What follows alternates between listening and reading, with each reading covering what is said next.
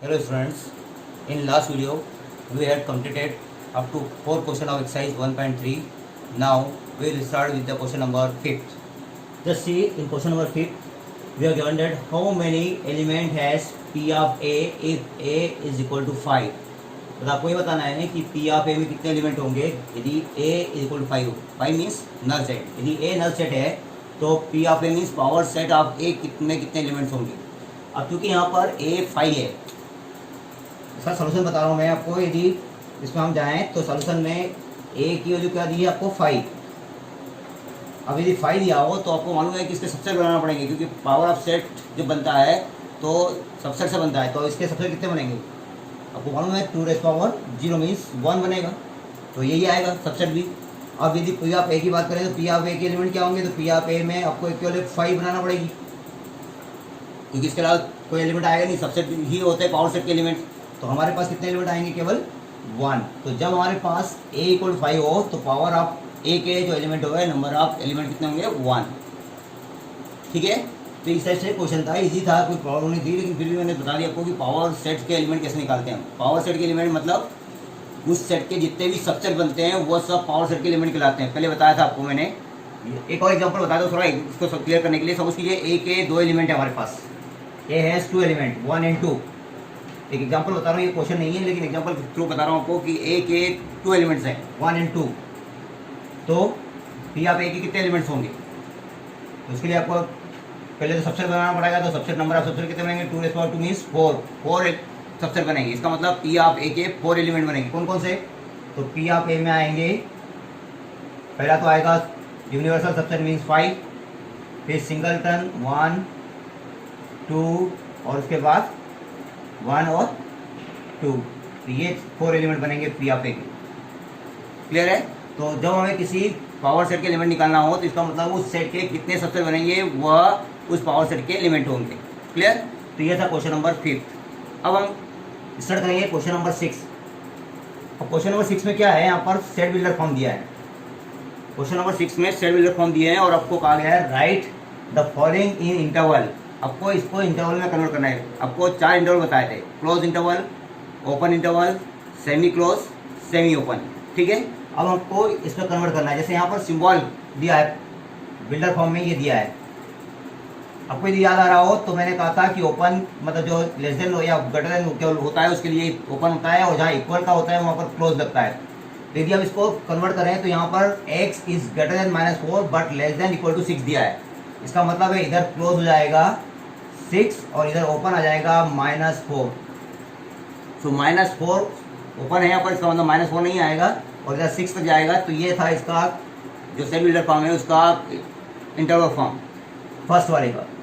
ऐसे ही सेकंड में देखें तो सेकंड में आपको दिया है x is greater then -12 and less than -10. यहाँ पर दोनों सिंबल दिए हैं लेस देन वाले, इक्वल नहीं है, इसलिए ओपन इंटरवल लगेगा. सेकंड में जो आएगा इंटरवल होगा -12 -10 ओपन इंटरवल. ठीक है. फिर इसके बाद यदि हम थर्ड की बात करें तो थर्ड में आपको यहाँ पर दिया है x is greater than equal to 0 but less than 7. मतलब यहाँ पर एक क्लोज इंटरवल भी लग रहा है और ओपन इंटरवल. मतलब थर्ड में पहले क्लोज लगेगा 0 और कहाँ तक जाएगा ये ओपन इंटरवल 7 तक. ठीक है. फिर लास्ट फोर्थ जो दिया है उसमें हम बात करें तो फोर्थ में आपके पास है यहाँ पर x is greater than equal to 3 but less than equal to 4. मतलब यहाँ पर दोनों साइड इक्वल का साइन लगा है, इसका मतलब दोनों साइड क्लोज इंटरवल लगेगा यहाँ पर, और इधर आ जाएगा 3, 4. तो ये था इंटरवल में कन्वर्ट करने का. सेट बिल्डर फॉर्म को इंटरवल में कन्वर्ट करना हो, और यदि इंटरवल को सेट बिल्डर फॉर्म कन्वर्ट करना तो ईजी है. x such that x belongs to r और कंडीशन लिख दीजिए यहाँ पर. ठीक है. तो इसके बाद वाला नेक्स्ट क्वेश्चन जो है वो उसमें यही दिया गया है कि आपको यदि इंटरवल दिया है तो उसको सेट बिल्डर फॉर्म में कैसे कन्वर्ट करना है. तो उसको आप खुद ट्राई करके देखिए कि सेट बिल्डर फॉर्म में हम कैसे कन्वर्ट करते हैं. इजी है. x such that x belongs to r लिखिए और साथ में कंडीशन लिख दीजिए. यदि यहाँ पर ओपन इंटरवल है तो केवल इक्वल लेस देन या ग्रेटर देन का साइन लगाइए, और यदि क्लोज है तो इक्वल टू का साइन इसका लिखिए. ठीक है. तो next now see question number 7. Right the following interval in set builder form. अभी क्वेश्चन नंबर 6 में हमने क्या किया था, सेट बिल्डर फॉर्म को इंटरवल फॉर्म में कन्वर्ट किया था. अब हमें इंटरवल दिए हैं उनको हमें सेट बिल्डर फॉर्म लिखना है. अब क्या करना है, तो सेट बिल्डर फॉर्म में क्या होता है, तो सेट बिल्डर फॉर्म में सबसे पहले तो हमें एक्स करना होता है, such that x belongs to कौन से इसमें जा रहा है। अभी ऐसा तो नंबर है तो रियल नंबर कर लीजिए, सिंपल फॉर्म रियल नंबर में है, ये सब रियल नंबर, और कंडीशन लिखना है। तो पहला क्वेश्चन ले रहा हूँ मैं, फर्स्ट क्वेश्चन में दिया है यहाँ पर -3 0 कौन सा है, ओपन इंटरवल। अब इसको लिखेंगे तो x such that x belongs to real number और एक्स इज ग्रेटर देन -3 और लेस देन 0। ओपन इंटरवल है तो केवल लेस देन के साइन आएंगे यहाँ पर, इक्वल नहीं लगेगा क्योंकि इक्वल तो क्लोज में चले जाता है। तो ये था इसका सेट बिल्डर फॉर्म फर्स्ट वाले का। सेकंड वाला लिखें तो सेकंड वाले में लगाया यहाँ पर क्लोज इंटरवल, यहाँ पर सेकंड वाले में क्या लगाया, क्लोज इंटरवल। क्लोज इंटरवल के लिए क्या करेंगे, तो x such that x belongs to R, और यहाँ पर लिखेंगे x is greater than equal to 6 but less than equal to 12। ठीक है, समझ में आ रहा है। मतलब यहाँ पर जो क्लोज इंटरवल था तो दोनों साइन आएंगे, greater than equal to less than equal to 12। Clear है नहीं। अब थर्ड में क्या दिया है यहाँ पर, 6 12 दिया है लेकिन ओपन इंटरवल दिया है, दोनों ओपन इंटरवल, दोनों ओपन इंटरवल में क्या होता है, तो अभी आपको पहले बता दिया पहले क्वेश्चन में, फिर एक बार रिपीट कर रहा हूँ। तो x such that x belongs to R where x is greater than 6 but less than 12। ठीक है, तो ये ओपन इंटरवल हो गया। अब लास्ट में दिया है सेमी क्लोज, इसका मतलब एक साइड क्लोज है और एक साइड ओपन है। क्या करना है, तो एक साइड लेस देन इक्वल को साइन लगेगा और एक देन लेस देन लगेगा। तो फोर्थ वाले में आपको लिखना है यहाँ पर x such that x belongs to R और x is greater than equal to -23 but less than 5। तो ओपन इंटरवल, क्लोज इंटरवल, जो भी इंटरवल होते हैं उनको यदि सेट बिल्डर फॉर्म में लिखना है, तो यहाँ तो ये नंबर है तो रियल नंबर है सभी, तो रियल नंबर कंडीशन लगा दी सबकी, और कंडीशंस के अकॉर्डिंग हम जाएंगे। तो ओपन इंटरवल के लिए लेस देन और लेस देन का साइन लगता है, और क्लोज के लिए लेस देन इक्वल टू या ग्रेटर देन इक्वल टू का साइन लगता है। ठीक है ना। तो ये हमने जितने इंटरवल थे उनको सेट बिल्डर फॉर्म में कन्वर्ट कर दिया। तो क्वेश्चन नंबर 7 में आपको इंटरवल को बिल्डर फॉर्म में कन्वर्ट करना था, और क्वेश्चन नंबर जो 6 था उसमें आपको जो बिल्डर फॉर्म थे उनको इंटरवल में कन्वर्ट करना था। एक दूसरे के कन्वर्ट्स थे लेकिन मैंने 2 बता दिए। क्लियर है। तो ये था क्वेश्चन नंबर 7। अब हम करेंगे क्वेश्चन नंबर 8। अब क्वेश्चन नंबर 8 किससे रिलेटेड है देखें। तो क्वेश्चन नंबर 8 ऊपर मैंने लिखा है यहाँ पर पहले से ही। क्वेश्चन नंबर 8 में लिखा है यहाँ पर कि what universal set would you propose for each of the following. मतलब ये जो दिए हैं इनके लिए कौन सा यूनिवर्सल सेट हो सकता है, आपको कौन सा यूनिवर्सल सेट प्रपोज कर सकते हैं इनके लिए। यूनिवर्सल सेट का मतलब जानते हैं ना। यूनिवर्सल सेट मतलब ऐसा सेट जो 2 या 2 से अधिक सबसेट बना सके। अब हमें यहाँ पर जो सेट दिया है वो दिया है the set of right triangle. ये एक सबसेट है। इस सबसेट को एक ऐसे सेट में कन्वर्ट करना है जो इस पार्ट को सबसेट के रूप में कन्वर्ट एक्सेप्ट कर सके। तो कौन सा सेट है जो इसको सबसेट के रूप में एक्सेप्ट कर सकता है, जो जितने भी ट्रायंगल हैं उनका यदि हम सेट बनाएंगे तो उसमें राइट ट्रायंगल भी आएगा। मतलब राइट ट्रायंगल, आइसोसेलेस ट्रायंगल, सब ट्रायंगल जो हैं वह जिस सेट में आएंगे उसको हम यूनिवर्सल सेट कहते हैं यहाँ पर। तो universal set of this set क्या होगा, तो यहाँ पर आ जाएगा set of the triangles, set of triangles कर देते हैं यहाँ पर। तो जितने भी ट्रायंगल्स हैं उनका जो सेट होगा वह यूनिवर्सल सेट होगा। मतलब इस सेट के लिए, क्योंकि ये सबसेट होना चाहिए, तो इस सेट का ये सबसेट है। यहाँ ट्रायंगल चल आएंगे, उसका सबसेट बनाएंगे तो उसमें ट्रायंगल आएंगे सिंगल सेट के रूप में। तो ये सेट ऑफ ट्रायंगल जो है वह इसका यूनिवर्सल सेट होगा। सेकंड दिया है यहाँ पर the set of isosceles triangle for अब set of isosceles triangle, the set of isosceles triangle. अब ट्रायंगल कौन सा है यहाँ पर, आइसोस्केलेस। तो ये भी क्या होगा, ये भी इस ट्रायंगल का जो ट्रायंगल ऑफ सेट है, सेट ऑफ ट्रायंगल्स है उसका सबसेट होगा। सेट ऑफ ट्रायंगल का ही ये सबसेट होगा, क्योंकि यदि हम ट्रायंगल के पार्ट बनाएंगे तो उसमें भी आइसोस्केलेस आएगा, तो भी एक सिंगल सेट बनेगा। तो ये इन दोनों के लिए ये एक यूनिवर्सल सेट बन जाएगा, क्योंकि इसमें जितने भी ट्रायंगल आएंगे उन सभी ट्रायंगलों में ये इनके सबसेट होंगे। ठीक है। तो इन दोनों के लिए जो हम प्रपोज कर रहे हैं यूनिवर्सल सेट वह है सेट ऑफ ट्रायंगल्स।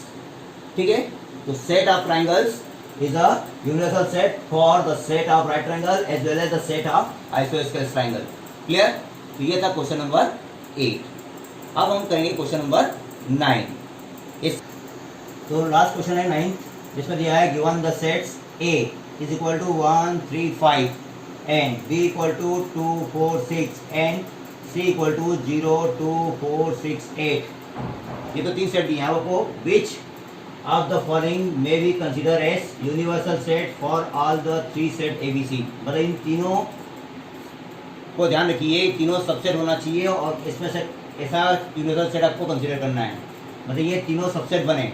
तो अभी आपको एक एक करके चेक करना है कि कौन सा इन चारों में से ऑप्शन ऐसा है जो इन तीनों को सबसेट के रूप में एक्सेप्ट कर रहा है. अब पहला वाला देखिए, पहले वाले में दिया है 0 1 2 3 4 5 6. ए इस सेट का सबसेट है या नहीं है, क्योंकि 1 है 3 है 5 है. बी 2 4 6 है. सी 0 2 4 6 8 0 2 4 6 पर 8 नहीं है. मतलब हमारे पास पहला वाला यूनिवर्सल सेट नहीं हो, क्योंकि हमने कहा है कि ये जो 3 सेट हैं इनका यूनिवर्सल बनाना है. इनका यूनिवर्सल बनाना मतलब ये सभी सबसेट होना चाहिए उस सेट के. अभी ये इनको कंसीडर नहीं कर रहा है, इन तीनों को एक्सेप्ट नहीं कर रहा है, इसलिए यूनिवर्सल इनका यूनिवर्सल नहीं है. इनका यूनिवर्सल नहीं है, फिर रिपीट कर रहा हूँ, इन तीनों का यूनिवर्सल नहीं है. हमें इन तीनों का यूनिवर्सल बताना है. 5 तो होगा ही है ऑब्वियसली, क्योंकि इसमें तो एलिमेंट है ही. थर्ड वाले में देखिए, थर्ड वाले में दिया है 0 1 2 3 4 5 6 7 8 9 10. मतलब ये ए के जितने एलिमेंट है वो इसमें हैं, बी के जितने एलिमेंट है वो भी इसमें हैं, सी के जितने एलिमेंट है वो देखिए 0 2 4 6 8 0 2 4 6 8 है. एक्स्ट्रा भी आ गए और 10 भी आ रहा है, 9 भी आ रहा है. इसका मतलब ये सेट ऐसा है जो इन तीनों को एक्सेप्ट कर रहा है एज ए सबसेट. इन तीनों को एक्सेप्ट कर रहा है एज ए सबसेट. इसका मतलब है थर्ड वाला जो है वो है इन तीनों का यूनिवर्सल सेट है. इन तीनों का यूनिवर्सल सेट कौन सा हो जाएगा? थर्ड वाला, क्योंकि इसमें जितने एलिमेंट है उन एलिमेंट इन तीनों में डिस्ट्रीब्यूट हो रहे हैं. ठीक है, तो सी वाला होगा इनके लिए यूनिवर्सल सेट.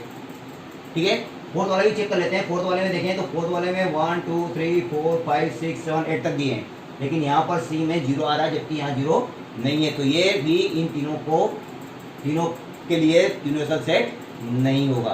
तो हमारे पास जो थर्ड वाला है वो तीनों को एक्सेप्ट कर रहा है एज ए सबसेट, इसलिए ये एबीसी का जो यूनिवर्सल सेट होगा वो होगा थर्ड वाला. तो ये था आपका क्वेश्चन नंबर 9 एक्सरसाइज 1.3 का. तो इस टाइप से हमने एक्सरसाइज 1.3 कंप्लीट की. ठीक है, तो अभी हमने इंटरवल फॉर्म, सर्कुलर फॉर्म के रूप में सेट को दर्शाना सीखा है. अब अगले जो वीडियो है उसमें हम बात करेंगे वेन डायग्राम की और ऑपरेशंस ऑफ सेट की. ठीक है, तो अभी तक इस 3 वीडियो में, इसके पहले वाले जो वीडियोस हैं उनमें हमने सेट के बारे में बात करी, सबसेट के बारे में बात करी, इंटरवल्स के बारे में बात करी, टाइप्स ऑफ सेट के बारे में बात करी. ठीक है, फॉर्म ऑफ द सेट के बारे में बात करी. तो ये था सेट का पार्ट. अब इसके बाद हम सेट के ऑपरेशन के बारे में बात करेंगे. नेक्स्ट वीडियो में हम सेट के ऑपरेशंस और वेन डायग्राम की बात करेंगे. ठीक है, ओके, थैंक यू.